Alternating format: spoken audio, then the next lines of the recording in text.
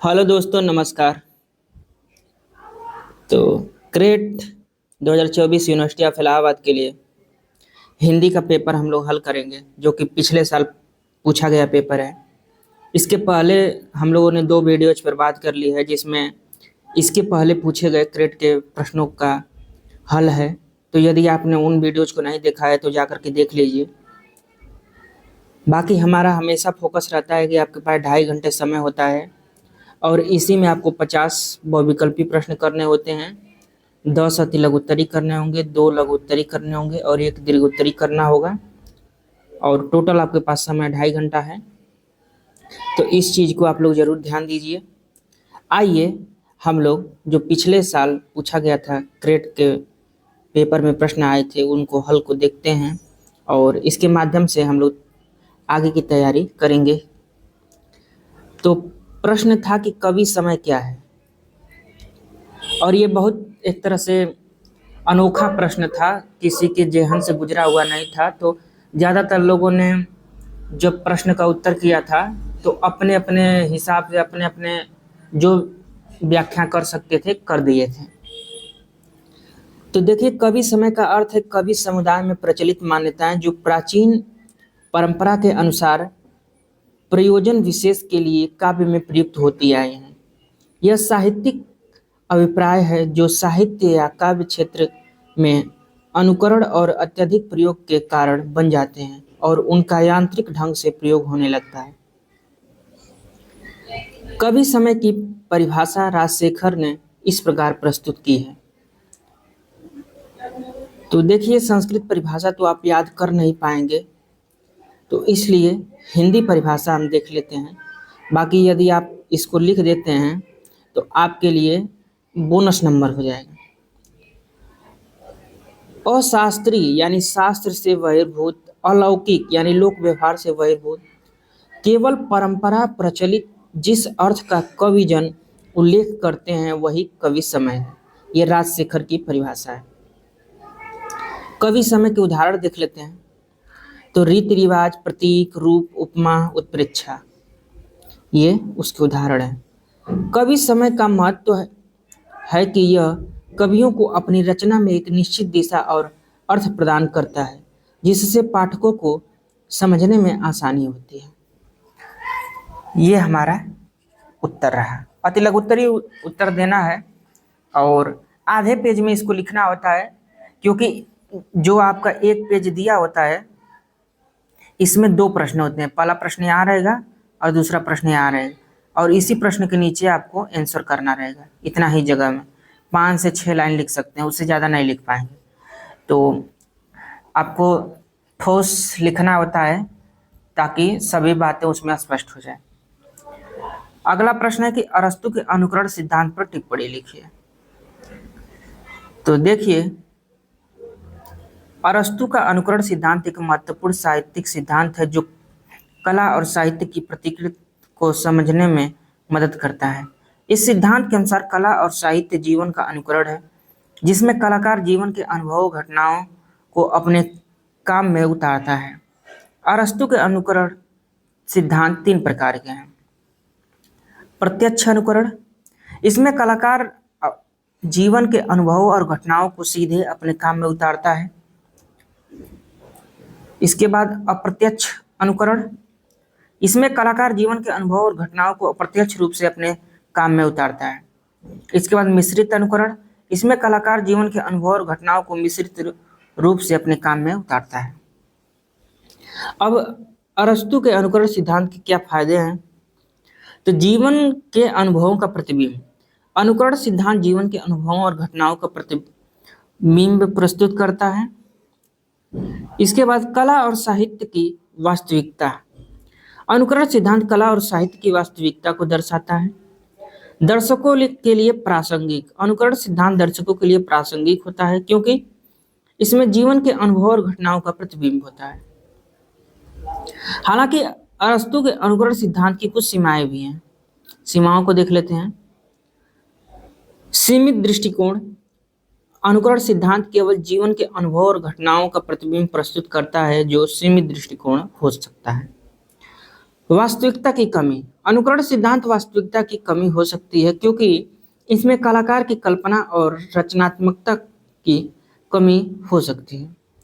इस प्रकार अरस्तू के अनुकरण सिद्धांत का एक महत्वपूर्ण साहित्यिक सिद्धांत है जो कला और साहित्य की प्रकृति को समझने में मदद करता है, लेकिन इसकी भी सीमाएं हैं। अब अरस्तू का विरेचन सिद्धांत देख लेते हैं, यह भी पूछा था। तो देखिए, अरस्तू का विरेचन सिद्धांत जो है एक महत्वपूर्ण साहित्यिक सिद्धांत है जो ट्रेजेडी त्रासदी के प्रभाव को समझने के लिए प्रस्तुत किया गया। अरस्तू के अनुसार ट्रेजेडी दर्शकों के मन में डर और दया की भावनाओं को उत्पन्न करती है, जो अंततः विरेचन कैथार्सिस की प्रक्रिया के माध्यम से शुद्धि की ओर ले जाती है। विरेचन सिद्धांत के मुख्य बिंदु क्या क्या बिंदु हैं?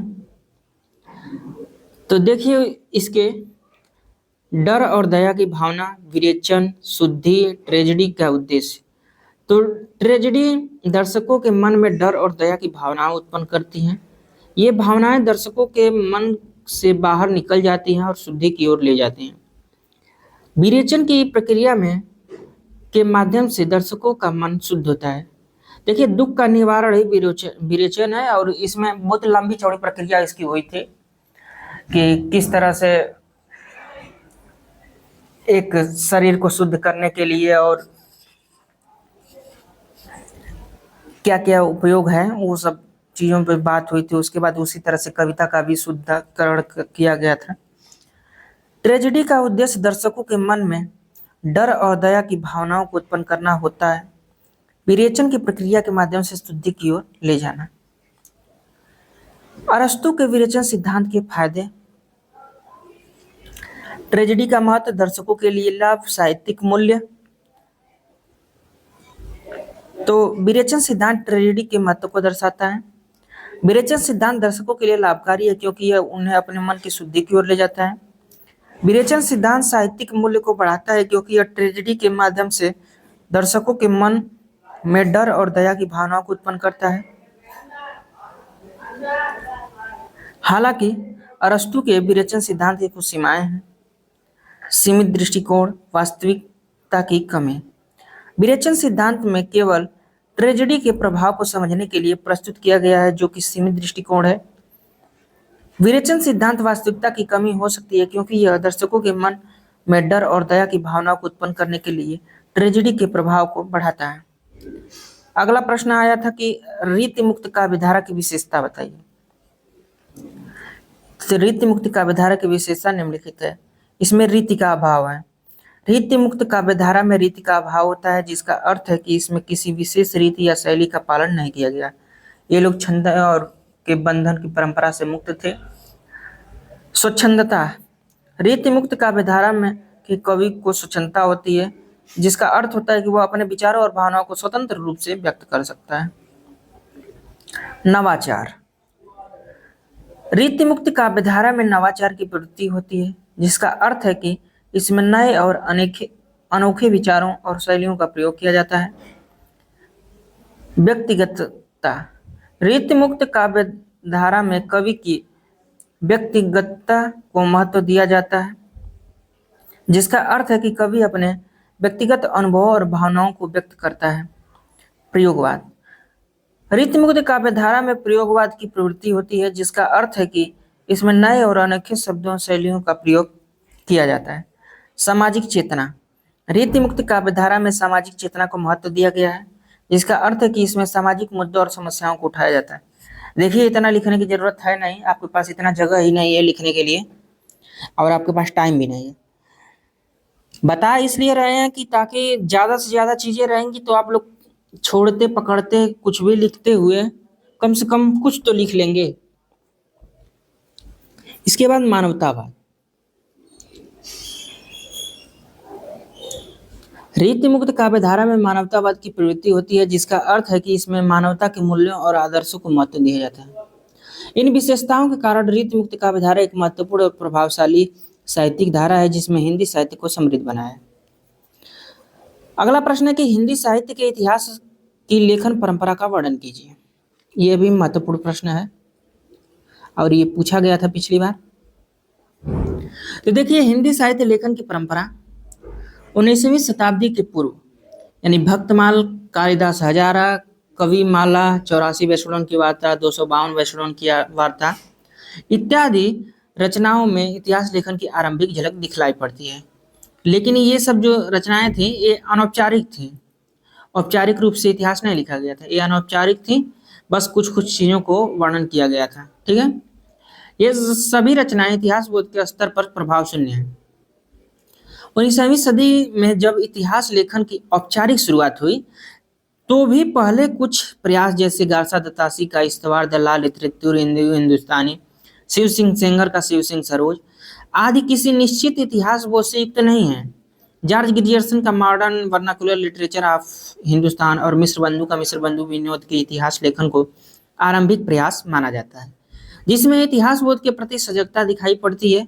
हालांकि उन्होंने भी कभी अपने इतिहास बोध को निश्चयात्मक व्याख्या प्रस्तुत नहीं की। इस प्रकार इतिहास लेखन की परंपरा आगे भी चलती रही और आचार्य रामचंद्र शुक्ल, हजारी प्रसाद द्विवेदी, रामस्वरूप चतुर्वेदी, नगेंद्र बच्चन सिंह इस तरह से करते हुए सुमन राजे का आधे इतिहास, ये सब आगे प्रक्रिया बढ़ती रही। तो ये आपका इतिहास लेखन की परंपरा थी। आगे हम देखते हैं फणीश्वर नाथ रेणु के उपन्यासों में आंचलिकता। ये प्रश्न बढ़िया है। देखिए, फणीश्वर नाथ रेणु के उपन्यासों में आंचलिकता का प्रभाव स्पष्ट दिखाई देता है। आंचलिकता से तात्पर्य है कि किसी विशेष क्षेत्र या प्रदेश की संस्कृति, भाषा, रीति रिवाजों, जीवन शैली का चित्रण। रेणु जी के उपन्यासों में बिहार के ग्रामीण जीवन, संस्कृति और परंपराओं का वृत्तीय चित्रण हुआ है। दोस्तों, यदि हमारी वीडियोज आपको अच्छी लग रही हो तो please like, share, subscribe, comment. और यदि आप इस चीज़ को लिख रहे हो तो आप वीडियो रोक करके लिखते रहिए, क्योंकि वीडियो ज़्यादा लंबी होगी तो लोग देखना पसंद नहीं करते हैं, इसलिए हम थोड़ा जल्दबाजी में करने की कोशिश कर रहे हैं कि ताकि कम समय में वीडियो कंप्लीट हो जाए।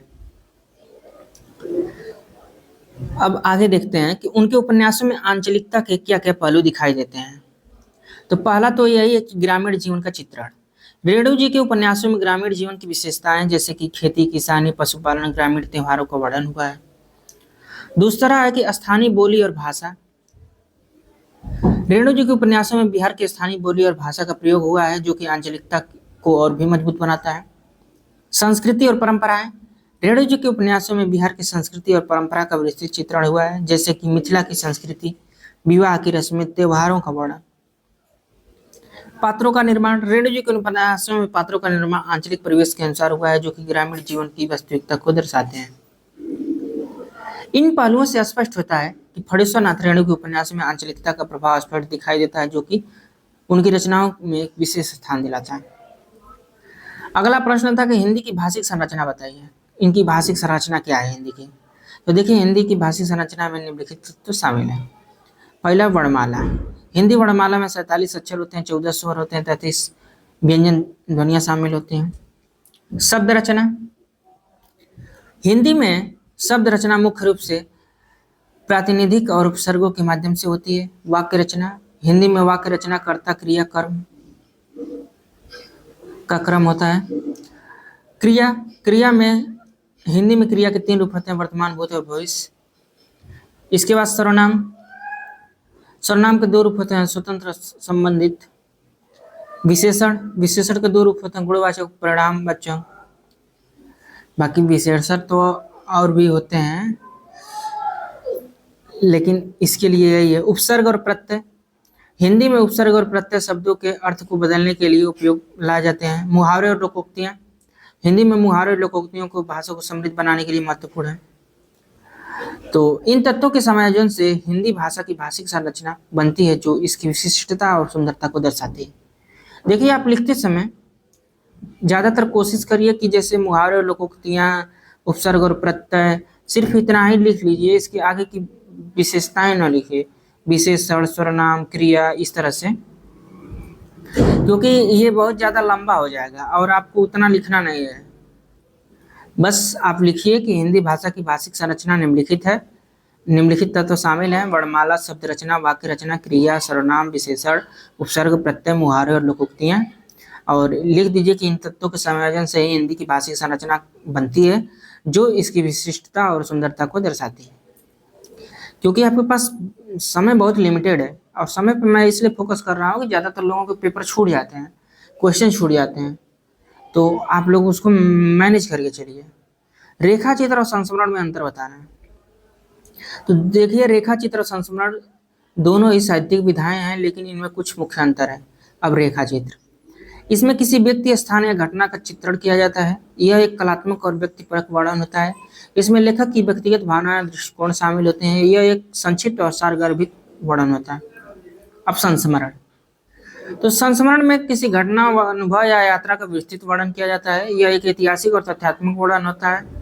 इसमें लेखक और व्यक्तिगत भावनाएं, दृष्टिकोण शामिल नहीं होते हैं। यह एक विस्तृत और विवरणात्मक वर्णन होता है। इन दोनों अंतरों के आधार पर रेखा चित्र एक कलात्मक व्यक्तिपरक वर्णन है, जबकि संस्मरण एक ऐतिहासिक और तथ्यात्मक वर्णन है। अगला प्रश्न, कि तुलसीदास का अवधी भाषा के विकास में योगदान बताना है। तो देखिए, तुलसीदास जी का अवधी भाषा के विकास में अत्यधिक योगदान है। उन्होंने अपनी रचनाओं में अवधी भाषा का प्रयोग करके इसको एक साहित्यिक भाषा के रूप में स्थापित किया है। अब इसके लिए कुछ मुख्य बिंदु हैं, उसको देख लेते हैं। तो अवधी भाषा को साहित्यिक मान्यता दिलाने में महत्वपूर्ण भूमिका इन्होंने निभाई है। रामचरितमानस जैसे महाकाव्य की रचना करके अवधी को एक उच्च साहित्यिक स्तर पर पहुंचाया है। अवधी भाषा में नए शब्दों और मुहावरों का प्रयोग करके समृद्धि में वृद्धि की है। अवधी भाषा एक व्यापक और स्पष्ट रूप से प्रस्तुत करके इनकी लोकप्रियता में वृद्धि की है। अवधी भाषा के माध्यम से हिंदू धर्म और संस्कृति के मूल्यों को प्रसारित करने में महत्वपूर्ण भूमिका निभाई। तुलसीदास जी के योगदान से अवधी भाषा ने एक साहित्यिक भाषा के रूप में अपनी पहचान बनाई और हिंदी साहित्य में एक महत्वपूर्ण स्थान की। अगला प्रश्न है कि संवैधानिक हिंदी के उपबंधों को स्पष्ट कीजिए। तो देखिए, भारत के संविधान में हिंदी भाषा के बारे में निम्नलिखित उपबंध है। अनुच्छेद 343 से 351 तक भाषा से संबंधित है, जिसमें कुछ हिंदी भाषा के बारे में उपबंध किए गए हैं, जिसमें अनुच्छेद 343 है। इसमें हिंदी भाषा के संघ की राजभाषा घोषित किया गया है। अनुच्छेद 344 है, राजभाषा आयोग का गठन किया जाएगा, जो हिंदी भाषा और विकास को, प्रसार को सिफारिशें करेगा।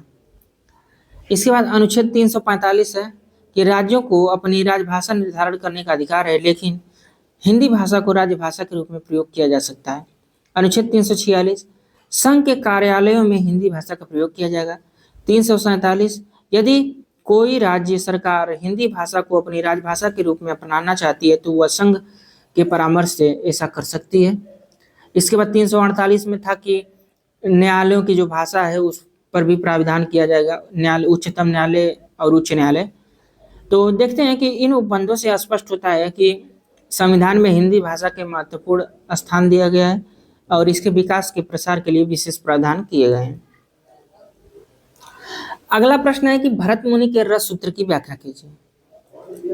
तो देखिए, भरत मुनि ने जो रस सूत्र दिया था वो है विभावानुभाव व्यभिचारी संयोगात रस निष्पत्ति। अब इसका अर्थ देख लीजिए, जब विभाव यानी कारण, अनुभाव यानी प्रभाव और व्यभिचारी भाव यानी सहायक भाव के संयोग होता है तो वहां के रस की उत्पत्ति होती है। बाकी उत्पत्ति और निष्पत्ति को लेकर के बहुत बड़ा डिबेट हुआ है। इस सूत्र में रस के 3 मुख्य तत्वों का वर्णन किया गया है। विभाव, यह वह कारण है जो रस को उत्पन्न करता है, जैसे नायक और नायिका का मिलन। अनुभाव, यह वह प्रभाव है जो विभाव से उत्पन्न होता है, जैसे कि प्रेम की भावना। अब इसके बाद व्यभिचारी भाव, जो सहायक होता है, यह वह भाव है जो रस को बढ़ाता है, जैसे संगीत, नृत्य, कविता।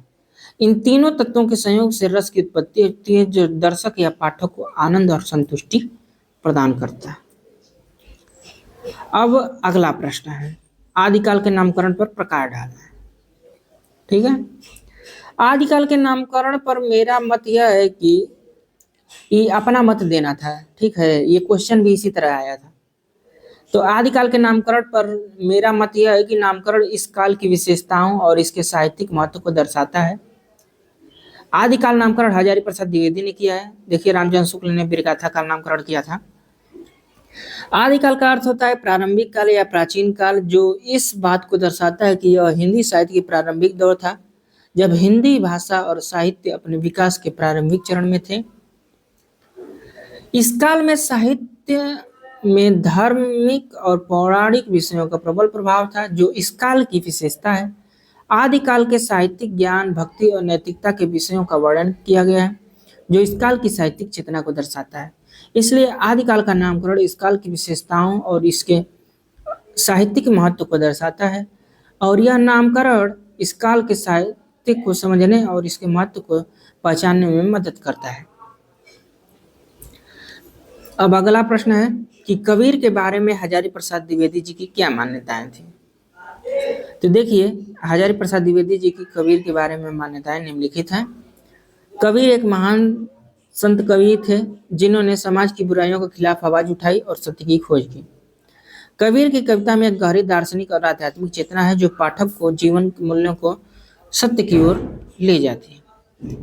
कबीर ने अपनी कविता में भक्ति, ज्ञान और वैराग्य सिद्धांतों का प्रतिपादन किया, जो हिंदू धर्म और सूफी मत के सिंथेसिस को दर्शाता है। कबीर की कविता में एक विशेष प्रकार की भाषा और शैली का प्रयोग हुआ है, जो उनकी अनोखी अभिव्यक्ति और दृष्टिकोण को दर्शाती है। कबीर एक समाज सुधारक थे, जिन्होंने जाति प्रथा, धर्मों के बीच भेदभाव और अन्य सामाजिक बुराइयों के खिलाफ आवाज उठाई। तो द्विवेदी जी के अनुसार कबीर की कविता और विचार आज भी प्रासंगिक हैं और हमें जीवन के मूल्यों और सत्य की ओर ले जाने में मदद करते हैं। अगला प्रश्न, छायावाद शक्ति काव्य से क्या समझते हैं। तो देखिए, प्रथम वसंत के अग्रदूत के रूप में स्वाधीनता की भावना को निमंत्रित करने वाले ये कवि नवजागरण के दूत बनकर हमारे सामने आते हैं। छायावादी कवि जो है, ये से मतलब है छायावादी कवि। इसी कारण छायावादी काव्य को शक्ति काव्य भी कहा जाता है। छायावादी कवियों ने अपनी कविता में स्वाधीनता की भावना को जगाया और नवजागरण के दूत बनकर हमारे सामने आए। उनकी कविता में शक्ति और संघर्ष की भावना का प्रयोग किया गया है, जो पाठकों को प्रेरित और उत्साहित करती है। छायावादी कविता को शक्ति काव्य कहना इसलिए उचित है क्योंकि इसमें शक्ति, साहस और संघर्ष की भावना का प्रयोग किया गया है। यह कविता पाठकों को जीवन की चुनौतियों का सामना करने और स्वाधीनता की भावना को जगाने के लिए प्रेरित करती है। छायावादी कवियों की कविता में प्रकृति के दृश्यों और प्रतीकों का प्रयोग करके शक्ति की अभिव्यक्ति की गई है, जो पाठकों के जीवन की शक्ति और सौंदर्य को दर्शाती है। ठीक है, अगला प्रश्न कि प्राचीन हिंदी की कौन सी विशेषताओं के कारण आधुनिक हिंदी को मान्यता मिली। तो देखिए, प्राचीन हिंदी की निम्नलिखित विशेषताओं के कारण आधुनिक हिंदी को मान्यता मिली। पहला है भाषाई समृद्धि। प्राचीन हिंदी में एक समृद्ध भाषाई विरासत थी, जिसमें संस्कृत, प्राकृत और अभ्रंश जैसी भाषाओं का मेल था। साहित्यिक वैविध्य। प्राचीन भाषा में विभिन्न साहित्यिक विधाओं का विकास हुआ, जैसे कि रासो, खंड काव्य, गीत काव्य ऐसे। काव्यात्मक अभिव्यक्ति। प्राचीन हिंदी काव्य में एक विशिष्ट अभिव्यक्ति शैली थी, जिसमें प्रकृति, प्रेम, जीवन के विभिन्न पहलुओं का वर्णन किया गया। लोकप्रियता। प्राचीन हिंदी साहित्य लोकप्रिय था और जनमानस की गहरी पैठ थी, जिससे इसका प्रभाव आधुनिक हिंदी पर भी पड़ा। सांस्कृतिक महत्व। तो प्राचीन हिंदी साहित्य में सांस्कृतिक मूल्यों और परंपराओं का समावेश था, जो आधुनिक हिंदी को एक समृद्ध विरासत प्रदान करता है। इन विशेषताओं के कारण प्राचीन हिंदी ने आधुनिक हिंदी को एक मजबूत आधार प्रदान किया और इनकी मान्यताओं में महत्वपूर्ण भूमिका निभाई। तो दोस्तों, ये रहा आज का हमारा प्रश्न, और हम आशा करते हैं कि ये वीडियो आपके लिए बहुत ही हेल्पफुल होगी, और हम ये भी आशा करते हैं कि आप इससे अच्छा लिख सकते हैं, क्योंकि आपने बीए और एमए के दौरान बहुत अच्छा लिखा होगा और बहुत अच्छा नंबर स्कोर किया होगा। ये एक सिर्फ फ्रेमवर्क था, जो आपके क्रेड के पेपर के लिए, जो 2024 का क्रेड का पेपर हो रहा है, उसमें आपके लिए हेल्पफुल साबित हो। बाकी आप अच्छा लिखिए, इससे अच्छा लिखिए, और आप पीएचडी में एडमिशन लीजिए। यदि मेरी वीडियो जो आपको अच्छी लगी हो तो please like, share, subscribe, comment. हम लोग फिर मिलेंगे आगे की वीडियोज में। यदि आपको कोई और टॉपिक पर वीडियो चाहिए तो आप बताइए, उस पर वीडियो बनाने का प्रयास किया जाएगा। यहाँ तक देखने के लिए आप लोगों का बहुत धन्यवाद। हम लोग फिर मिलते हैं। नमस्कार।